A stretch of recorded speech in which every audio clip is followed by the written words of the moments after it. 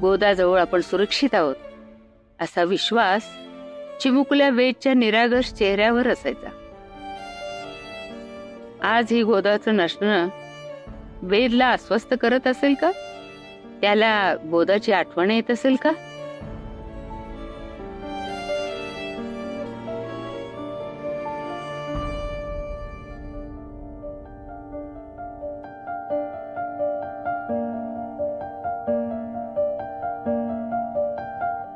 मी सुदैवाने चांगल्या संस्कारातल्या घरात जन्माला आले वेद. तिकडे म्हणून माझा जन्म झाला. लोकांनी दूषणं दिली, अमंगळ अशुभ ठरवलं, तरी मी ते सहन केलं. आत्मसन्मान कधीच गमावला नाही. पण तू माझ्यावर संशय घेतोयस, गैरसमज करून घेतोयस. कसं पचवू रे मी? वेद, एक वेळ तिकडीचा लागलेला कलंक मी कसंही करून सहन केला असता, पण तू मनात खूप गैरसमज तयार करून घेतलायस. वेद, ज्या प्रकारे तू माझ्यावर संशय घेतलायस ना, त्यावरून मला असं अजिबात वाटत नाही की तू पूर्ववत माझ्यावर प्रेम करू शकशील. आणि मला तुझ्या मनातला हा गैरसमज नाही सहन होते.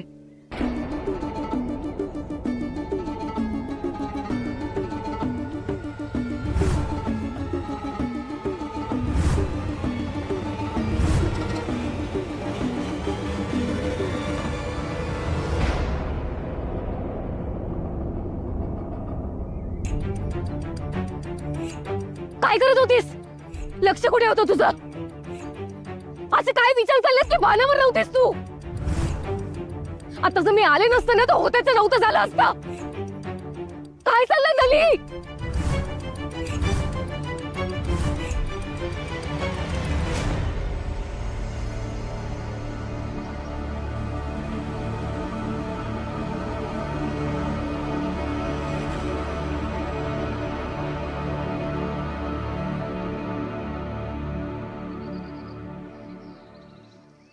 काय अवस्था करून घेतली स्वतःची?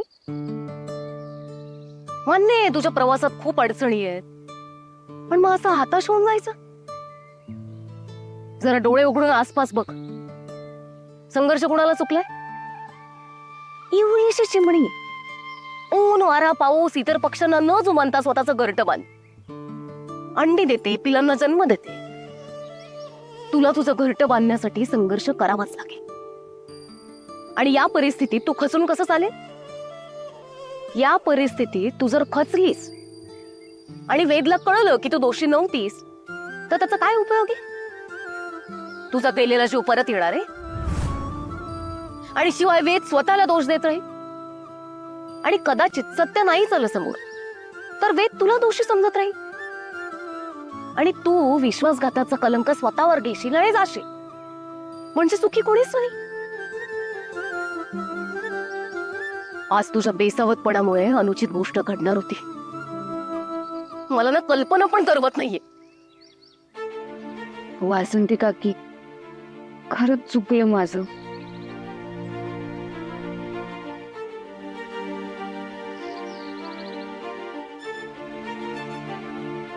लली, विचार कर. तुझ्या आयुष्याचं दुसरं पर्व सुरू होणार आहे. ऋषी परत आलाय. त्याला जरा वेळ दे. खरं काय तो सगळं सांगेल. आणि आता सरस्वतीची परिस्थिती नाजूक आहे. तिला तुझ्या आधाराची खूप गरज आहे. तुझ्यावरचा कलंक पुसूनच तुला खोतांच्या वाड्यात जायचं. धीर ठेव.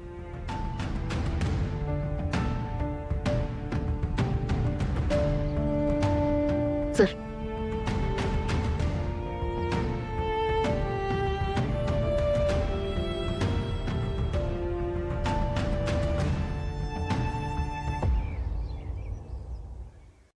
भली, इथून पुढे शांत डोक्याने विचार करायचा.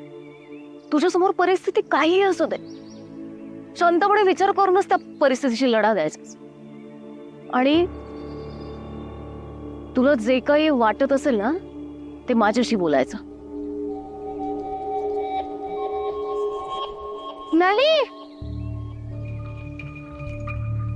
चेंडू काय रे? कुठं ऋषीदाकडे चाललीस? चल मी पण येतो. हो आपल्यासोबत वास.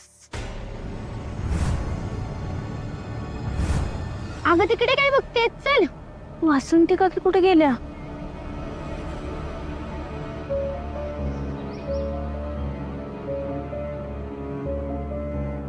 नली, हा लढा तुला मी अर्धवट सोडू देणार नाही. ही लढाई जेवढी तुझी आहे तेवढीच माझी पण आहे. मी ते करू शकले नाही, पण तुझ्यात ती ताकद आहे. ऋषी खोटं का बोलला हे तुला शोधून काढावंच लागेल. आणि एक चांगला मुलगा आहे अगं.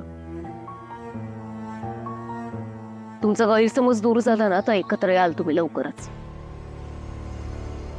तीर धर.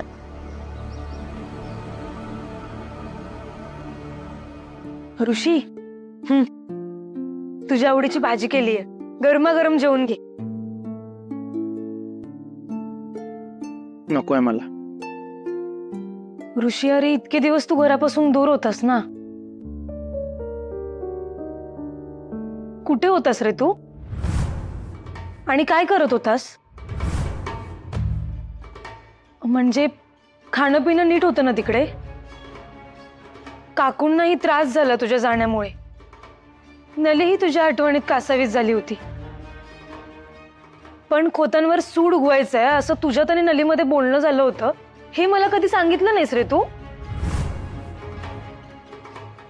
म्हणजे ती तू लिहिलेली चिठ्ठी मिळाली ना, म्हणून नली अडचणीत आली, म्हणून हे सगळं रामायण घडलं. मिताली बस.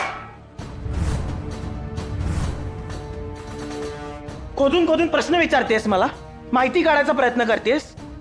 मी बांधील नाही कोणाच्या प्रश्नाची उत्तरं द्यायला. गुलाम नाहीये कोणाचा. ऋषी शांत हो, मी आपले सहज. सहज काय? काय सहज? जखमांवरच्या खपल्या काढायचा प्रयत्न करतेस तू. कोण आहेस ग तू? कोण आहेस तू मला प्रश्न विचारणारी? अरे ऋषी असं का बोलतोय तिला? मिताली तुझ्यासाठीच तर आलीये. तू नसताना हीच तर होती माझ्यासोबत. मग जा म्हणाव तिला. मी सांगितलेलं तुला इथं थांबायला? मी सांगितलेलं काय? मला प्रश्न विचारणारी कोण आहेस ग तू? निघायचं तुझ्या घरी निघायचं. माझ्यावर पाळत ठेवते. चल निघ. ऋषी ऐक ना माझं. ऋषी मिताली